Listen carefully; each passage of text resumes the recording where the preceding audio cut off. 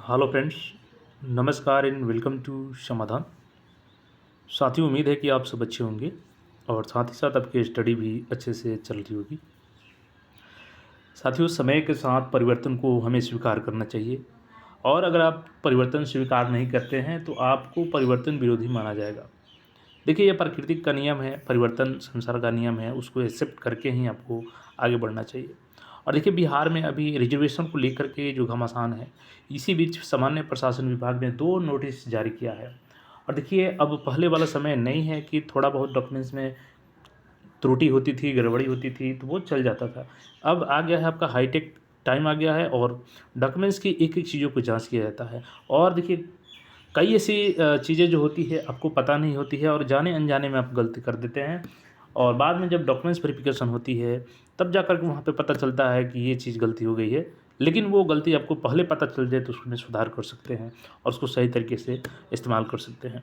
यहाँ पे NCL, EWS, SC-ST साथ ही साथ 35% फीमेल रिज़र्वेशन को लेकर के बिहार सामान्य प्रशासन विभाग के द्वारा 2 नई नोटिस जारी की गई है और उस नोटिस का इफ़ेक्ट आपका बिहार के सभी प्रतियोगिता परीक्षाओं पर होगा। जैसे में आपका अभी वर्तमान में 17वीं बीपीएससी का फॉर्म भरा रहा है। आने वाला समय में दरोगा का फॉर्म भराएगा अक्टूबर में। इसके अलावा सीजीएल 4 की वैकेंसी आपका नवंबर में आएगी। इसके अलावा ग्रुप डी की भर्ती आने वाली है। जो तमाम भर्ती आने वाली है, इसके अलावा जो भर्ती हो चुकी है जैसे कि टीआरई थ्री देखिएगा, उसका भी रिजल्ट अभी आने वाला है। तो सारी अपडेट देखेंगे हम लोग, सभी परीक्षाओं पे इसका असर होगा और सभी परिवर्तन को आपको समझना होगा। यहाँ पे 2 नोटिस जारी किया गया है सामान्य प्रशासन विभाग के द्वारा। एक-एक करके दोनों नोटिस को हम लोग देखते हैं और जो फॉर्म भर दिए हैं वो भी, नहीं भरे हैं वो भी, सभी लोग देखिएगा ताकि आप इसमें कोई भी गलती ना करें। देखिए, सामान्य प्रशासन विभाग बिहार पटना, ये पहली नोटिस है।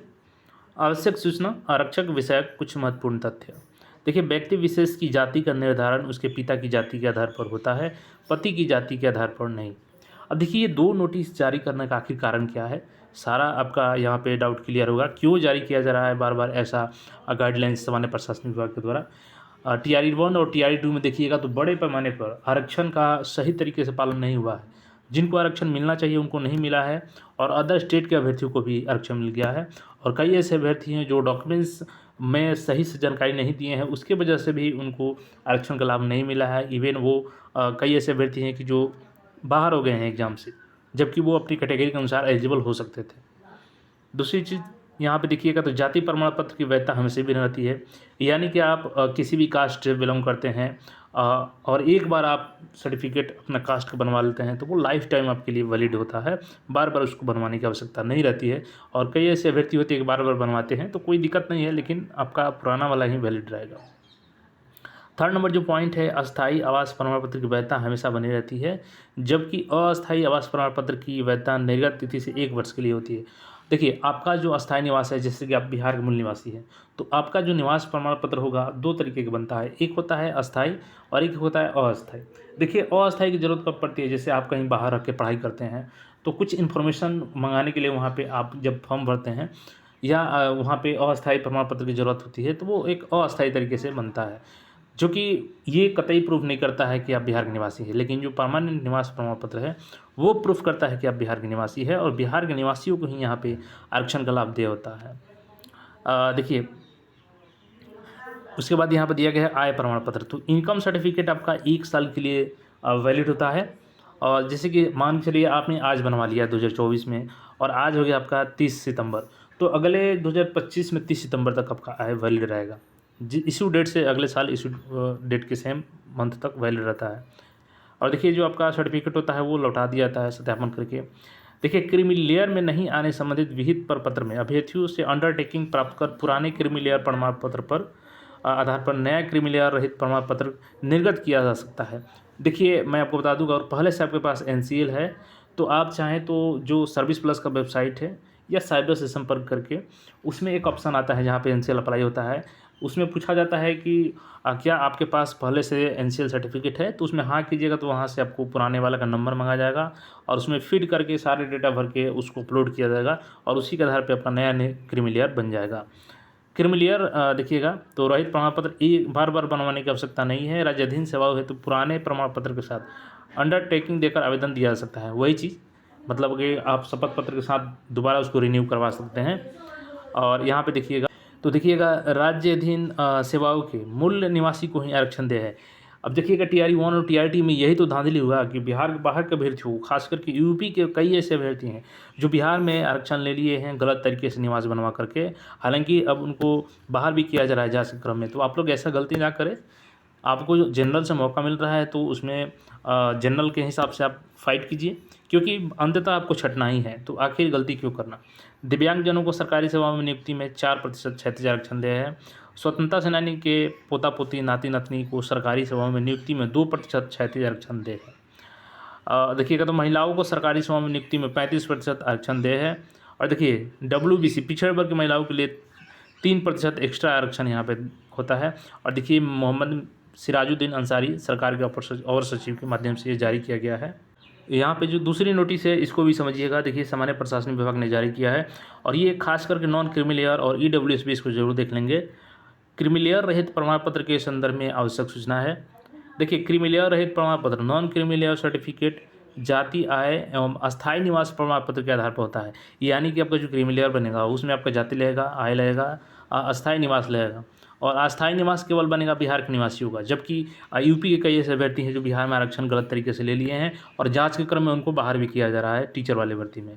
देखिए क्रीमिलेयर रहित प्रमाण पत्र निर्गत करने के क्रम में पहले जाति, आवास एवं आय प्रमाण पत्र निर्गत करने की अनिवार्यता नहीं है, बल्कि शपथ पत्र के आधार पर सीधे क्रीमिलेयर रहित प्रमाण पत्र निर्गत किए जा सकते हैं। यानी कि आप शपथ पत्र के माध्यम से भी NCL बनवा सकते हैं। हालांकि बेटर रहेगा कि आप पहले से जाति, आय और निवास बनवा लें। देखिए 3rd नंबर पॉइंट है क्रीमिलेयर रहित प्रमाण पत्र में माता पिता की आय की गणना की जाती है। तो ये भी चीज़ ध्यान रखेंगे कि इसमें आपकी आय गणना नहीं होगी, बल्कि आपके माता पिता की इनकम कितनी है वो यहाँ पे काउंट की जाएगी। आय की गणना में कृषि भूमि एवं वेतन से होने वाले आय को नहीं जोड़ा जाता है।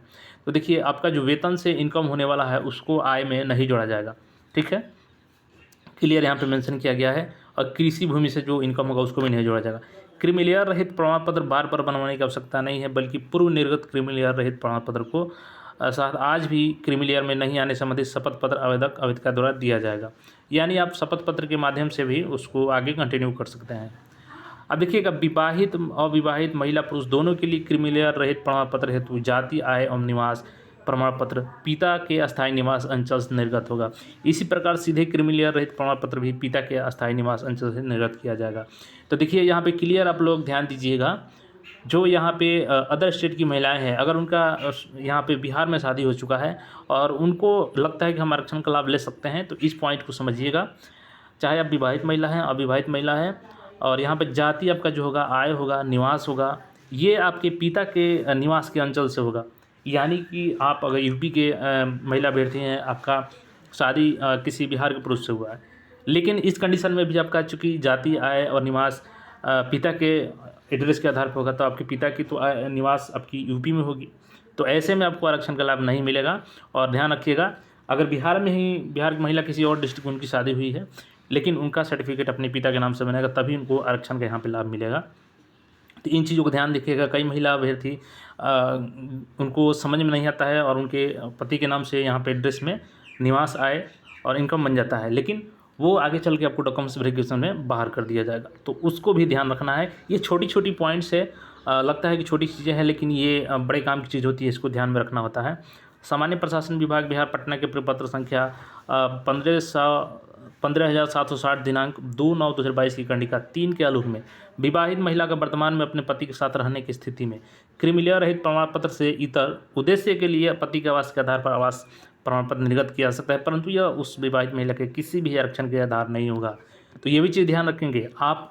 भले ये आपका हक बनता है कि आप अपने पति के नाम एड्रेस के आधार पर वहीं के अंचल से आप अपना निवास प्रमाण पत्र बनवा लें, लेकिन ये निवास प्रमाण पत्र आपके NCL के लिए आधार नहीं माना जाएगा। आपको NCL बनवाना है, अगर आप बिहार की मूल निवासी हैं, तो आपको अपने पिता के एड्रेस के अंचल से ही वहाँ से निर्गत करवाना होगा सारा सर्टिफिकेट। चूँकि आरक्षण की सुविधा बिहार के मूल निवासी को ही दे है, अतः इसका निर्धारण अभ्यर्थी विवाहित महिला सहित के पिता के मूल निवास के आधार पर ही किया जाएगा। तो बिल्कुल क्लियर ध्यान रखेंगे, पिता के ही नाम से सारा एड्रेस होना चाहिए आपका। और यहाँ पे देखिएगा तो कंडिका 2 में दिया गया सामान्य प्रशासन विभाग की प्रपत्र संख्या, यहाँ पे सभी यहाँ पर प्रपत्र संख्या जो भी है समय समय पर दिया गया उसको मेंशन किया गया है। और देखिएगा यहाँ पे तो सरकार के सचिव हैं यहाँ पे, अवर सचिव मोहम्मद सिराजुद्दीन अंसारी, सामान्य प्रशासनिक विभाग। तो ये अपडेट था। और चूँकि फॉर्म भरने से पहले थोड़ा सा आपको सजग रहना होगा और सारे डॉक्यूमेंट्स को एक बार चेक कर लेना होगा। और आगामी आने वाली भर्ती CGL-4 दरोगा के लिए भी सारे डॉक्यूमेंट्स अभी से रेडी कर लें। बाकी कोई क्वेरी हो इसके अलावा तो भी कमेंट करके पूछ सकते हैं। चैनल पर नए तो चैनल को सब्सक्राइब करके जुड़ जाएँ।